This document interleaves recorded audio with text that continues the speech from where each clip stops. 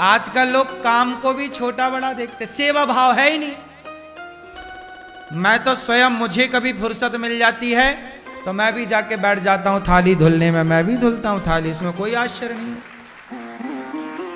आप लोग जो भोजन करते हो ना गौरी गोपाल जी की रसोई में, कभी कभी हमें समय मिल जाता है तो हम भी बैठ जाते हैं थाली धुलने के लिए। ये एक सेवा है, भक्तों की सेवा है, इससे बढ़िया क्या होगा।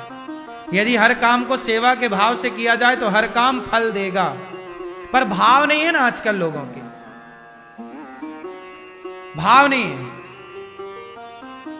झाड़ू लगाना भी एक सेवा है, लेकिन अब सेवा की दृष्टि से कौन देख रहा है, सबको बड़ा बनना है। हनुमान जी क्या करते हैं, राम द्वार पर बैठते हैं, हनुमान जी ने झाड़ू लगाने का काम ले लिया। हनुमान जी झाड़ू लगाते हैं राम के द्वार पर, राम के मंदिर में। आप लोगों ने सेवा को छोटा बना दिया ना, लेकिन ये दास अनिरुद्ध ने सेवा को छोटा नहीं माना। आप लोग मां बाप के पांव दबाने को छोटा मानते हो, आप लोग माता पिता को के पांव दबाने को बोलो छोटा मानते हो। हम छोटा नहीं मानते, हम तो बड़ा मानते हैं। पांव दबाना बड़ा है, सेवा करना गलती हो गई मेरी मां। आजकल लड़के कहां मां के पांव दबा रहे हैं, शर्म आ रही है, क्योंकि वो छोटा मानते हैं, ये छोटा काम। मां बर्तन धुलती है, मुझे याद है जब मेरी मां बर्तन धुला करती थी तो मैं भी बैठ जाता था, कभी बर्तन मां के साथ धुलाता। मैं अपनी दादी की साड़ी धुलने चला जाता था तालाब में, दादी अब मेरी थी तो मैं दादी की साड़ी धुल के ले आता था। हमारी दादी बूढ़ी थी, तालाब में उस समय नहाने की परंपरा थी, तो मैं दादी नहा के चली जाए तो मैं उसकी साड़ी बोलूं तुम जाओ मैं लेके आता हूं। मैं साड़ी धुलता और दादी की साड़ी मैं धुल के ले जाता, दादी को देता। मुझे याद है मैं सारा काम कर लेता हूं, झाड़ू बर्तन लीपना पोतना सब कर लेता हूं, भोजन बनाना सब कर लेता हूं।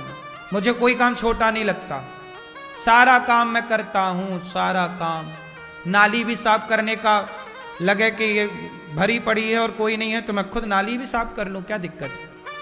काम करने में थोड़ी मुझे झिझक है, चोरी करने में डर लगता है, बेईमानी करने से डरता हूं, भ्रष्टाचार करने से डरता हूं, झूठ बोलने से डरता हूं, काम करने से नहीं डर लगता ना साहब। मानसिकताएं तो बदल गई ना। आजकल लोगों को सेवा करने में छोटा दिखता है, ये छोटा काम है, और भ्रष्टाचार करते हैं तो मौत से करते हैं लोग। हाँ हाँ जेब में ला के रख दो, भ्रष्टाचारी लोग पैसे पूरे जेब में ही रखवाते हैं। फिर गलत काम करने से डरो, अच्छे काम तो करना चाहिए। चार आश्रम है, गृहस्थ वानप्रस्थ ब्रह्मचर्य, गृहस्थ वानप्रस्थ सन्यास। समय निकालो, तीर्थों में जाओ, सेवाएं करो और प्रेम पूर्वक। आजकल हम किसी से सेवा कह दें तो लोग, आप लोग तो देखो ठीक है, पर किसी से कहो ना तो वो करता नहीं। सेवा करना बड़ा कठिन काम हो गया है आजकल। आप लोगों से मेरी प्रार्थना है, बच्चों को सेवा करना जरूर सिखाओ, सारा काम सिखाओ बच्चों को, झाड़ू लगाना, पोछा लगाना, भोजन बनाना, बर्तन धुलना, कपड़े सब सिखाओ। ये सब जरूरी है, क्यों जरूरी है कि नहीं। सबको सब चीजें आनी चाहिए, क्या बुराई है इसमें। मुझे सब कुछ आए, इसमें क्या बुराई है भाई, बुराई है। फिर बढ़िया, मैं पांव बढ़िया दबाता हूं, पता आपको। मेरे गुरुजी के मैं पांव दबाया करता था। अच्छा, पांव दबाना भी एक कला है, पांव दबाना नहीं आता सबको। कई लोग पांव दबाते हैं तो रोमे उखाड़ देते हैं, नहीं, पांव के रोमे होते हैं उखड़ जाते हैं, बाल तोड़ और हो जाए। पांव दबाना भी एक कला है, पांव दबाना सबको नहीं आता। पता है आपको ये बात सही है कि नहीं। कुछ लोग पांव दबाते हैं तो रोमे उखाड़ देते हैं। मैं पांव दबाता था अपने गुरुजी के, तो मेरे गुरुजी जब तक ये नहीं कह देते थे बस बेटा सो जाओ, रात्रि का भोजन करके मैं जब बचपन में पढ़ता था तो मैं अपने गुरुजी के कमरे में जाके गुरुजी के पांव दबाता जाए, गुरुजी मेरे सो जाते थे। जब सोते सोते गुरुजी की एक नींद पूरी हो जाए, जब वो उठे तब वो देखें कि अरे बेटा तुम पांव दबा रहे हो, अच्छा अब जाके सो जाओ। कई बार रात्रि के 12 बज जाते थे, कई बार 11 बज, जब तक गुरुजी नहीं बोलते थे तब तक मैं अपने से कभी नहीं उठता था। जब तक गुरुजी आज्ञा नहीं देते थे जाओ, तब तक मैं नहीं उठता था। ऐसा नहीं है कि मैं केवल आज भागवत करने बैठा हूं, आज आप लोग सब तामझाम देख रहे हो तो आपको लगता है ये, इसके पीछे जो मेरी श्रद्धा है, ईश्वर ने उस श्रद्धा का ही ध्यान रखा। मैंने कभी नीति मेरी गलत नहीं थी और नियत, मैंने जो काम किया है ना परफेक्ट किया। पांव भी दबाया है तो तरीके से दबाया, बला नहीं टारी रो रो के, अरे नहीं पांव दबाया, श्रद्धा से दबाया, ईमानदारी से काम किया है। पोंछा मैं गुरुकुल में पढ़ता था, मेरी ड्यूटी पोंछा लगाने की थी। मैं पूरे आश्रम में पोंछा लगाता, हम पढ़ते थे ना गुरुकुलों में पहले काम करना पड़ता था, तो मैं पोंछा लगाता था। बड़ी श्रद्धा से मैं बड़ी तरीके से पोंछा लगाता था। मेरी ड्यूटी आती थी भोजन बनाने की। 30 विद्यार्थी थे, हर दिन एक विद्यार्थी की ड्यूटी लगती थी। महीने में एक दिन ड्यूटी आती थी भोजन बनाने की, और 400 लोगों का 300 लोगों का भोजन बनाना रहता था। बाकी विद्यार्थी कई बार रोते थे, अरे हमारी ड्यूटी आ गई, रोटी कैसे बनेगी। सहयोग में और भी वहां पे थे, लेकिन जिस दिन मैं ड्यूटी आता था उस दिन जो सहयोगी थे ना वो छुट्टी पे चले जाते थे। जो हलवाई थे वहां पर वो छुट्टी मनाते थे कि आज अनिल की ड्यूटी है। मेरा नाम अनिल था स्कूल का, घर का नाम अन्नू, और गुरुजी ने बाद में नाम दिया अनिरुद्धाचार्य। तो जब मेरी ड्यूटी आती थी ना रोटी बनाने की, तो वो लोग जो हलवाई थे वो छुट्टी पे चले जाते थे कि आज यही बना। उनको पता था, सब विद्यार्थियों की ड्यूटी लगती थी आटा लगाने की, रोटी बेलने की। मैं एक एक बोरा, एक 100 किलो आटा, एक कुंटल आटे की रोटी एक बैठक में बेल लेता था। आज भी बेल लेता हूं, रोटी गोल गोल में बेल लेता हूं, सब कुछ आता है। हाँ, गोल रोटी बनाना आता है अपने को। एक बैठक में मैं 100 किलो आटे की रोटियां बेल लेता था, सेक लेता था। दाल 300 लोगों की बना देता था, चावल 300-400 लोगों का बना देता था, सब्जी 300-400 लोगों की बना देता था। और फिर बनाने के बाद सबको परोसता था, सबको खिलाकर फिर खाना होता था। यह गुरुकुल का नियम था, तो हम लोगों ने सब किया है। तो इसलिए जो करते ना विंद, जिस दिन मेरी ड्यूटी आती ना उस दिन की दाल लोग याद करते थे। इतनी बढ़िया दाल बना के मैं सबको खिलाता था, श्रद्धा थी।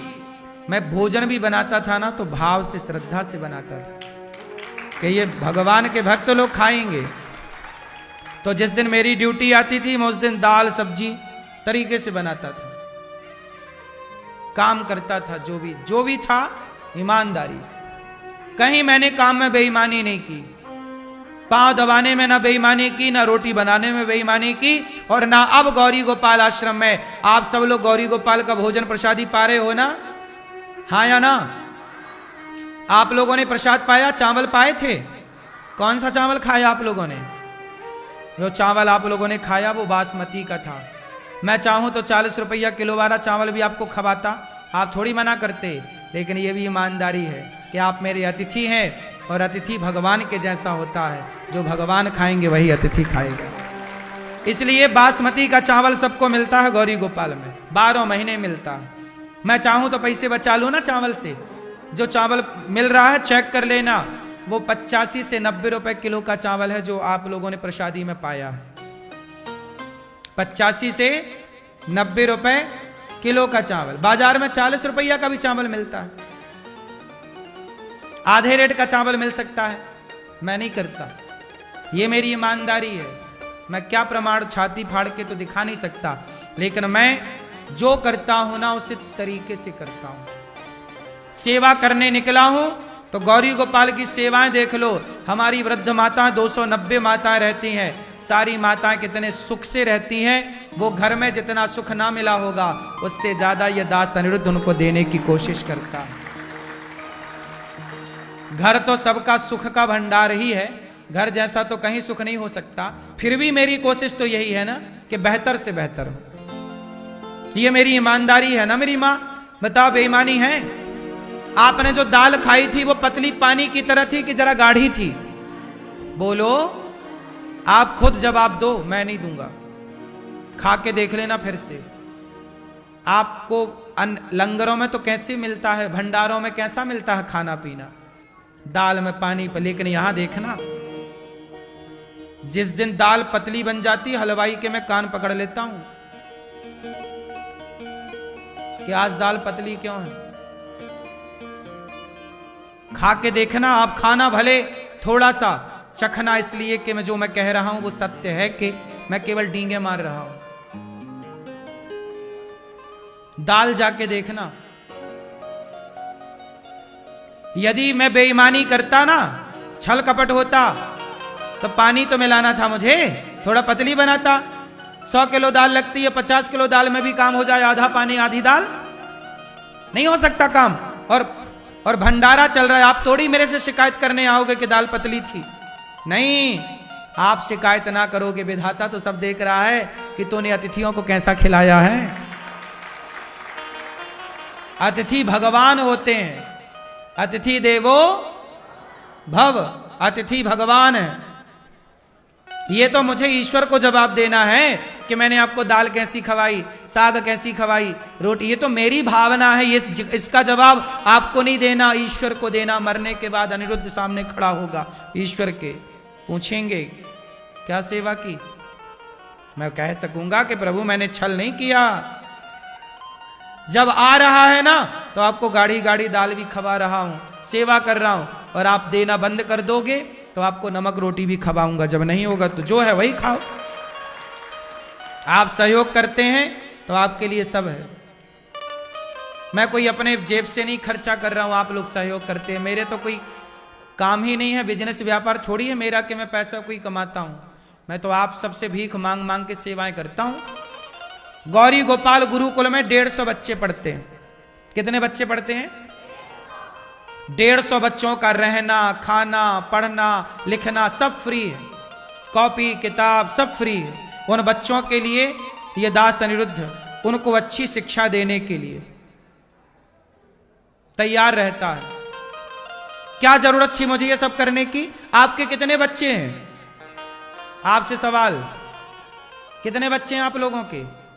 किसी के 2, किसी के 3, किसी के 4, किसी के 5, किसी का 1। इतने ही तो बच्चे होंगे आपके, 2, 4, 5, 6। और आप इतने से बच्चों को, 4, 5 बच्चों को, 2, 3 बच्चों को ही पढ़ाते हो, और इन्हीं को पढ़ाते पढ़ाते आपका जीवन जा रहा है। 4, 6 लोगों का परिवार है आपका, 5 लोगों का, 6 लोगों के लिए आप रोटी कमाते हो।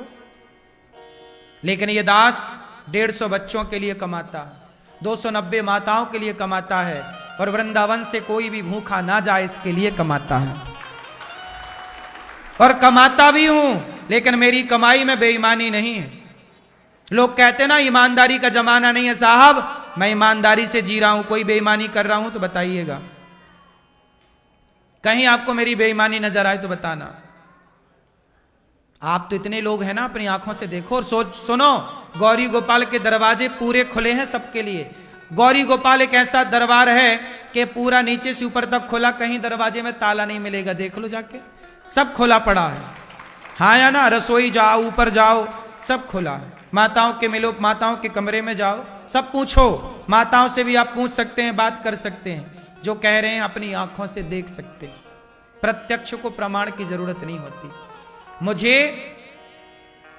ईमानदारी अपने भीतर, मेरी भीतर ईमानदारी है। मैं बेईमान होता तो बेईमानी कर सकता था, लेकिन उस बेईमानी का जवाब मुझे ईश्वर को देना है।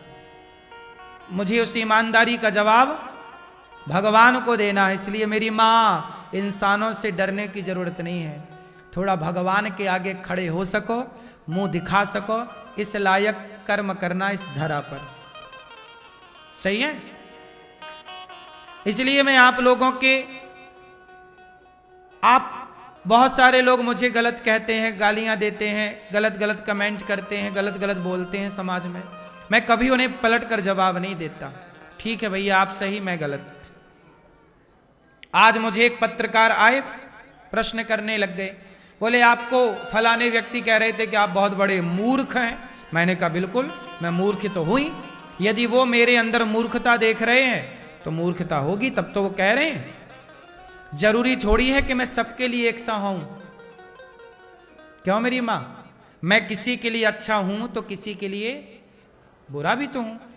यदि बुरा नहीं होता तो लोग मुझे बुरा क्यों कहते? कुछ तो बुराइयां होंगी ना मेरे भीतर, जिन बुराइयों को उन्होंने देखा। अच्छा, आप लोगों ने मेरी बुराइयां नहीं देखी तो आप लोग मुझे अच्छा कह रहे हैं। आपने मेरी अच्छाइयां देखी।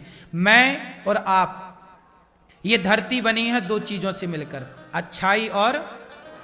इस संसार में ऐसा कोई नहीं है जिसके भीतर अच्छाई ना हो, और कोई नहीं है जिसके भीतर बुराई। अब देखना यह है कि आप क्या देखना चाहते हैं। यदि आप मेरी बुराइयां देखना ही चाहें, यदि बैठ ही जाए यहां पर मेरी बुराइयां देखने, तो 100 बुराई आप देख लोगे, इसमें क्या बड़ी बात। और आप मेरी अच्छाइयां देखना चाहो तो आप मेरी अच्छाइयां देख लो। इस धरती पे पूरी दुनिया में, दुनिया ही अच्छाई और बुराई से बनी है। कौन है ऐसा जिसके भीतर बुराइयां ना हो? लोगों ने तो सीता मां की भी बुराइयां देख ली कि ये तो रावण के घर रह के आई हैं। देखने वालों ने तो सीता मां की भी बुराइयां देख ली। फिर इसलिए आपको कोई बुरा कहे ना, घबराया ना करो। आप लोग परेशान हो जाते, अरे वो हमारे को ऐसा कह रहा, हमारी आलोचना, हमारी बुराई कर रहा है। हां, उसका दोष नहीं है।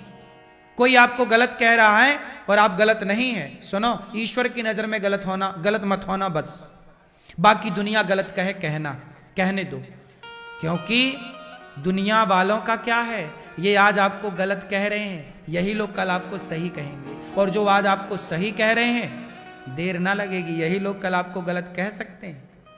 नहीं कह सकते। दुनिया कब बदल जाए। मैं आपके साथ अच्छा करूं, आप मुझे अच्छा कहेंगे। मैं आपके साथ बुरा कर दूं, आप मुझे बुरा कह देंगे। इसलिए फर्क नहीं पड़ता इस बात से कि लोग क्या कहते हैं, फर्क पड़ता है इस बात से कि मैं करता क्या हूं। मैं आपकी नजर में कितना अच्छा हूं, मुझे आपकी नजरों में अच्छा बनना ही नहीं है। मुझे जिसकी नजरों में अच्छा बनना है ना, वो मुझे गले लगाए हुए है बस। उसने स्वीकार किया है साहब, वरना इतनी सारी सेवाएं, पूरी दुनिया घूम लेना, इतनी सारी सेवाएं एक जगह आपको दिख जाएं तो बताना, जैसी गौरी गोपाल में हो रही है। इतनी सारी सेवाएं एक साथ, और सारी जो क्वालिटी है उस क्वालिटी के साथ। 150 बच्चे पढ़ रहे हैं गुरुकुल में, 400 गौ माता हैं, 400 गौ माता और 100 से ज्यादा नंदी। सारे नंदी, सारी गायों को देखना हृष्ट पुष्ट है। जो काम बिहारी जी ने दिया है ना, वो काम पूरा कर रहा हूं, कोई दिक्कत नहीं है। भगवान पूरा करा रहे हैं, और मुझे लगता है कोई साथ हो ना हो, मेरे बिहारी जी मेरे साथ हैं, भगवान मेरे साथ हैं। इसलिए मुझे किसी का बल नहीं, एक ईश्वर के बल रहता हूं। इसलिए कोई क्या कहे मैं उसकी परवाह नहीं करता। बिहारी जी ने कृपा की है, इसलिए उन्होंने मुझे यहां बसाया है, बुलाया है। उन्होंने मेरे से ये सारे काम कराए हैं, वरना मेरी औकात क्या कुछ करने की। तो जब बिहारी जी ही करा रहे हैं तो कृपा तो है ना उनकी। आप लोगों ने सुना होगा ना कि वृंदावन में बिना राधा रानी की कृपा के कोई प्रवेश नहीं कर सकता। आपने सुना होगा ना कि वृंदावन में बिहारी जी की कृपा के बिना कोई प्रवेश नहीं कर सकता। तो जब उनकी कृपा के बिना प्रवेश नहीं कर सकता, तो उनकी कृपा के बिना यहां सेवा कौन कर सकता है। सेवा हो रही है, मतलब उनकी कृपा है। ये प्रमाण है इस बात का। आप लोग ना जरा जरा सी बातों में परेशान हो जाते हैं, दुखी हो जाते हैं, रोने लग जाते हैं। ना रोया करो। ना परेशान हुआ करो। लोग क्या कह रहे हैं, अरे देखो उन्होंने क्या कह दिया, क्या कह दिया सो कह दिया। लोगों का काम ही कहना है, बैठे ही हैं लोग कहने के लिए। किस किस की परवाह करोगे? परवाह करोगे तो अपना आनंद बिगाड़ोगे, अपना सुख बिगाड़ोगे।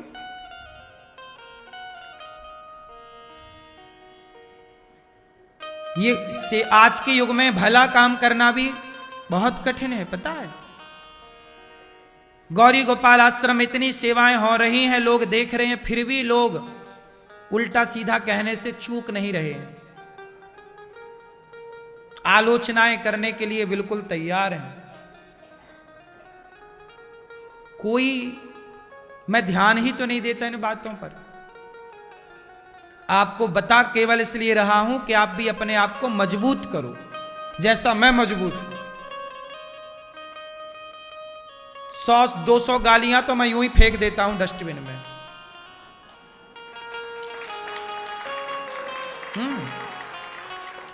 कोई फर्क नहीं, 100-200 गालियां क्या है।